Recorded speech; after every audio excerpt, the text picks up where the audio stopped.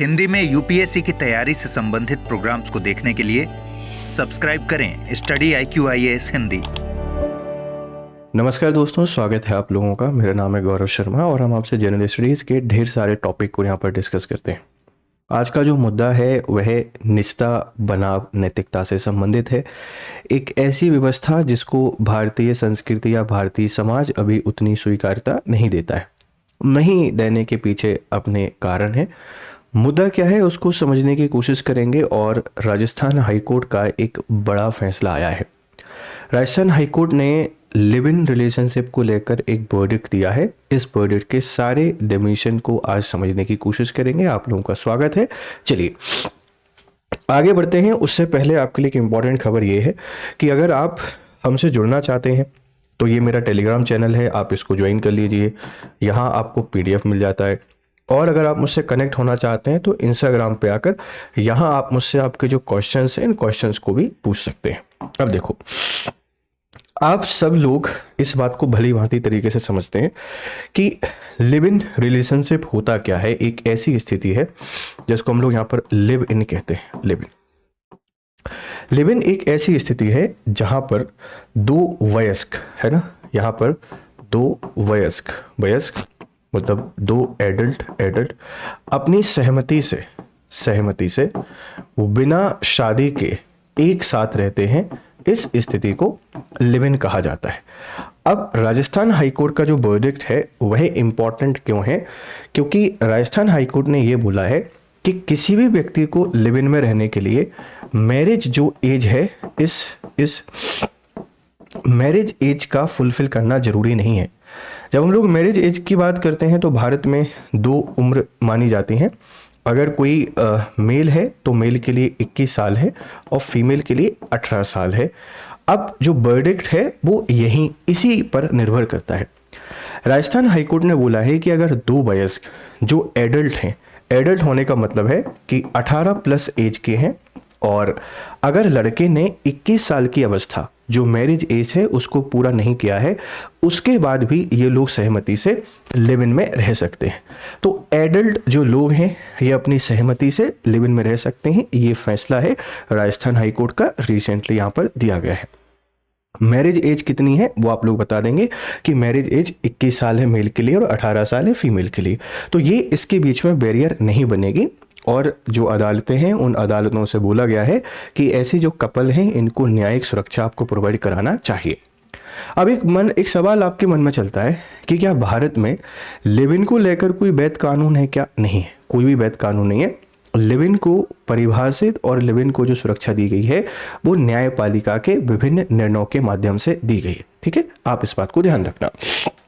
साथ ही उन्होंने बोला है कि जो लिव इन रिलेशनशिप है ये आर्टिकल 21 के अंतर्गत राइट टू लाइफ का हिस्सा है। राइट टू लाइफ है ना, राइट टू लाइफ। जब आप लोग आर्टिकल 21 को पढ़ते हैं तो 21 में दो बातें हमको बहुत अच्छे तरीके से समझ में आती हैं कि यहाँ पे लिखा हुआ है कि शादी का जो अधिकार है यह आपका मौलिक अधिकार है। आप किसी से भी शादी कर सकते हैं। धर्म, जाति, मूलवंश, लिंग इनके आधार पर विभेद नहीं हो सकता। ये आपका मौलिक अधिकार है और ये आपको मिलना चाहिए। इसी के साथ में आर्टिकल 21 में भी राइट टू प्राइवेसी को भी डिफाइन किया गया है। निजता का जो अधिकार है वह आपका मौलिक अधिकार है। और यही बात राजस्थान हाईकोर्ट के द्वारा बोली गई है कि दो लोगों के बीच में संबंध होना वह इनका निजी मामला है और यहाँ राज्य ज़्यादा हस्तक्षेप नहीं कर सकता है अगर दोनों की जो उम्र है ये 18+ है तो। अब देखो यहाँ नैतिकता बनाम निजता का सवाल क्यों निकलता है, इसको समझने की कोशिश करते हैं। समझो, नैतिकता की जब हम लोग बात करते हैं तो भारतीय जो संस्कृति है, भारतीय संस्कृति, इस भारतीय संस्कृति में शादी का बड़ा महत्व है। शादी का बड़ा महत्व है और शादी को एक बहुत ही पवित्र बंधन माना जाता है। और दो वयस्क, दो परिवार और बहुत सारे लोगों के बीच में एक दूसरे के साथ रहने के लिए विवाह के संबंध में बंधते हैं। इसका फायदा क्या होता है कि उनके ऊपर पारिवारिक और सामाजिक एक बर्डन रहता है, एक जिम्मेदारी रहती है, एक दबाव रहता है, जिसके कारण उस रिश्ते को वह लंबे समय तक चलाने में विश्वास करते हैं। थोड़ी बहुत नोक झोंक होती भी है तो मनमुटाव के बाद दोबारा उस रिश्ते को बेहतर तरीके से चलाते हैं। मतलब यहाँ पर विच्छेद की जो संभावना है वो कम होती है, पर बढ़ते समय के साथ जो बदलाव आ रहे हैं ऐसे रिश्तों में भी विच्छेद हो जाता है। तो शादी को पवित्र बंधन माना हुआ है और दो वयस्कों को एक साथ रहने का जो अधिकार है हमारी संस्कृति, हमारी परंपराओं में शादी के आधार पर दिया जाता है। हालांकि एंशिएंट पीरियड में ऐसा नहीं था, एंशिएंट पीरियड में तो अलग कहानी चलती थी। तो नैतिकता इसलिए क्योंकि हमने शादी को बहुत इंपॉर्टेंस दी है। अब लिव इन में जो सवाल है, मतलब लिव इन की जब हम लोग बात करते हैं तो देखो लिव इन हमारा एक निजी मामला है, मतलब दो वयस्क एक साथ रह सकते हैं। लेकिन यहाँ पर इश्यूज क्या होते हैं ना, यहाँ पे इश्यूज बहुत सारे आ जाते हैं। जैसे साथ में रहते हैं और साथ में रहने के बाद कभी भी कोई एक जो पार्टनर है, ये पार्टनर का मन बदल जाता है ना, पार्टनर बदल जाता है, तो दूसरा जो व्यक्ति है उस दूसरे व्यक्ति की लाइफ पे एक क्वेश्चन लग जाता है। आप लिव इन में रहे 6 महीने 1 साल, एक प्रॉमिस के साथ ही रहते हैं कि हम लोग आगे जाकर शादी करेंगे, लेकिन इन बिटवीन आपकी लड़ाइयाँ हो जाती हैं, आप अलग हो जाते हैं। तो वो व्यक्ति जिसने आप पे ट्रस्ट किया है, आपसे शादी करने के बाद के साथ आपके साथ लिव इन में रहना शुरू किया था, उसकी जो ट्रस्ट है उस ट्रस्ट पे सवाल खड़े हो जाते हैं। मतलब लिव इन को थोड़ा सा अलग तरीके से ट्रीट क्यों किया जाता है, उसके पीछे कारण ये है कि यहाँ पर धोखाधड़ी बहुत हो जाती है। किसी की जो भावनाएं हैं उन भावनाओं के साथ धोखा हमको यहाँ पर देखने को मिल जाता है। तो नैतिकता संस्कृति से है और निजता, हम साथ में रहना चाहते हैं, रह सकते हैं, पर सवाल ये है, ठीक है। बहुत सारे केसेस ऐसे होते हैं कि लिव इन में जब रहते हैं तो हमने देखा है कि प्रेगनेंसी के केसेस भी हो जाते हैं और उसके बाद फिर पार्टनर साथ में नहीं रहना चाहते, तो वो जो माँ है, माँ और वो जो चाइल्ड आने वाला है, फ्यूचर चाइल्ड, इसके फ्यूचर को लेकर भी ढेर सारे सवाल खड़े होते हैं। और फिर जो महिला है, जो फीमेल पार्टनर है, वह एक बर्डन बन जाती है समाज के ऊपर। अगर वो खुद से वेल अर्निंग है तो सर्वाइवल हो जाता है, लेकिन एक वादा करके एक साथ रहने के बाद, एक पूरी प्रोसेस को फॉलो करने के बाद अगर आप इस तरीके से छोड़ के जाते हैं तो ये एक मानसिक पीड़ा का शिकार यहाँ पे बन जाते हैं और किसी के साथ अन्याय हो जाता है। हालांकि राजस्थान हाईकोर्ट का कहना है अगर दो वयस्क साथ में रहना चाहते हैं उनको रहने दीजिए और उनको सुरक्षा भी हमको प्रोवाइड करानी है। इस लिव इन को लेकर बहुत सारे केसेस आए हैं। वो केसेस कौन कौन से हैं, जरा हम उन पर थोड़ी सी चर्चा कर देते हैं कि क्या वर्डिक्ट यहाँ पर दिए गए हैं। लिव इन रिलेशनशिप को लेकर अगर हम संवैधानिक आधारों की बात करें तो संवैधानिक आधार में सबसे पहले आता है आर्टिकल 14। आर्टिकल 14 कहता है समानता का अधिकार। सभी वयस्कों को समान अधिकार है, चाहे उनका संबंध विवाह आधारित है या नहीं है। मतलब विवाह के बाद दो लोग साथ में रह सकते हैं, बिना विवाह के भी रह सकते हैं, क्योंकि कानून सबको समानता देता है। विवाह भेदभाव का आधार वहां पे नहीं हो सकता है।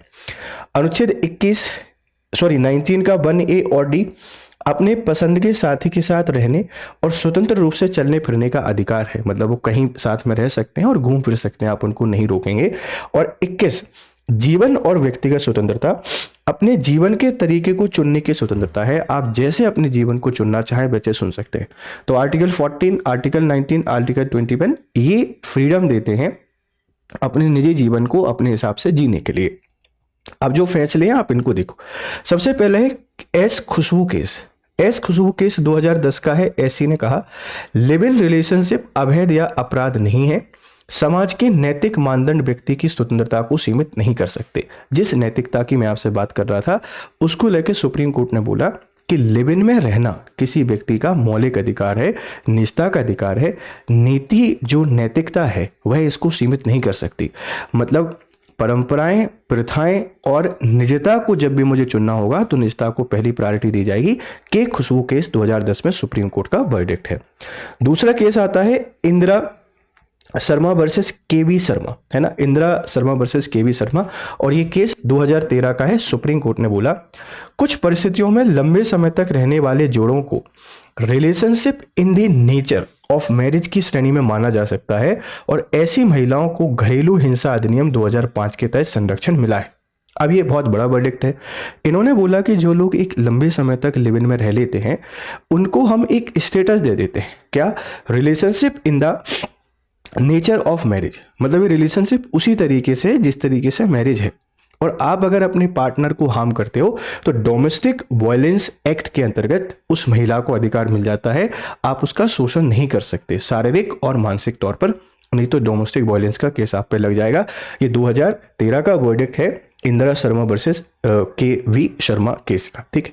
फिर नंद कुमार वर्सेस अंजुश्री 2018 का सुप्रीम कोर्ट का वर्डिक्ट है। 18+ युवक युवतियां चाहे विवाह योग्य आयु तक ना पहुंचे हों साथ रह सकते हैं, अदालतों को ऐसे जोड़ों को सुरक्षा देनी चाहिए। कई हाईकोर्ट के फैसले भी हैं, राजस्थान, पंजाब, हरियाणा व अन्य हाईकोर्ट लगातार कहते आए हैं कि लिव इन रिलेशनशिप भारतीय कानून में कहीं भी प्रतिबंधित नहीं है। इसको गलत माना जाता है या इसको अवैध माना जाता है हमारी संस्कृति और हमारे नैतिकता के साथ में। तो लिव इन रिलेशनशिप को लेकर रिसेंटली किस हाईकोर्ट ने अपना वर्डिक्ट दिया है? राजस्थान हाईकोर्ट ने। आप मुझे बताइएगा कि राजस्थान हाईकोर्ट का जो निर्माण है ये कब हुआ था। हालांकि इसको लेकर सबके अपने मिले जुले राय रहेगी। यूथ जो चाहता है अपने साथी के साथ रहना, अपने पार्टनर के साथ रहना, उनको ये खबर काफ़ी अच्छी लगेगी, लेकिन वो तबका जो समाज, नैतिकता और परंपराओं की बात करते हैं उनके लिए खबर खराब लगेगी। हमें यहाँ पर यूपीएससी का एंगल देखना है कि जब भी परंपराएं, प्रथाएं और संस्कृति में और निष्ठा के बीच में संघर्ष होगा तो हमेशा निष्ठा को चुना जाएगा। क्या लिव इन में रहने के लिए शादी की एज को पूरा करना जरूरी है? नहीं। आप 18 साल से अधिक के हैं तो आप शादी मतलब एक साथ रह सकते हैं, लिव इन में रह सकते हैं, लेकिन कुछ मोरल जिम्मेदारियों को ध्यान में रखते हुए किसी पार्टनर को आप धोखा ना दें, गलत काम करके उसको मतलब धोखे में रख के उसके साथ लिव इन में ना रहें। आप क्लियर बोलें कि लिव इन में रह रहे हैं तो आगे जाके हम इसको फ्यूचरिस्टिक अप्रोच के साथ काम करेंगे। तो एक इंपॉर्टेंट वर्डिक्ट है राजस्थान हाईकोर्ट का। उम्मीद है कि आपको कुछ बेसिक्स यहाँ पर क्लियर हुए होंगे और आर्टिकल 21 का डायमेंशन दायरा बहुत बढ़ता ही जा रहा है। कभी आपसे विस्तृत तौर पर आर्टिकल 21 पर भी चर्चा करेंगे। अब आपके काम की खबर है।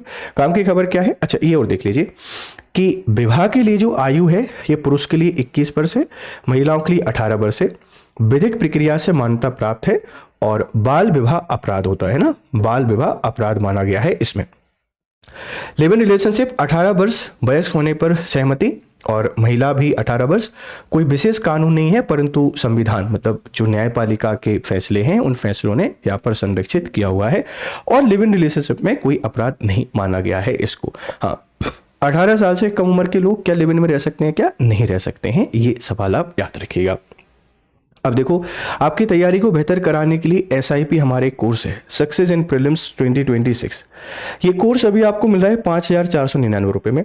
अगर आप GRS लाइव कोड की यूज़ करते हैं और 7 दिसंबर अंतिम तिथि है सेल की, आप 2027 के फाउंडेशन की तैयारी कर रहे हैं तो यहाँ भी मिशन सक्सेस सेल आपको 10,499 रुपये में पूरा कोर्स प्रोवाइड करा रही है GS फाउंडेशन का। 2026 के अलावा 2027 की तैयारी आप कर रहे हैं तो बच्चे बहुत ही शानदार मौका आपके पास है। और सेम कहानी 2028 के बच्चों के साथ भी है। बहुत सस्ते दामों में ये कोर्स आपको मिल रहे हैं। स्टडी IQ पर विजिट कीजिए, इन कोर्सेज को ज्वाइन कीजिए। और साथ में आप अगर मुझसे जुड़ना चाहते हैं तो मेरा टेलीग्राम चैनल है, ये अपना इंस्टाग्राम चैनल है, आप इनको ज्वाइन कीजिए, मुझसे बात कीजिए और आपकी पढ़ाई को बेहतर कीजिए। चलिए फिर मिलते हैं आपसे क्लासेस में, तब तक खुश रहें, मस्त रहें। Have a nice time, good day to all. Hindi में UPSC की तैयारी से संबंधित प्रोग्राम्स को देखने के लिए सब्सक्राइब करें स्टडी IQ IAS हिंदी।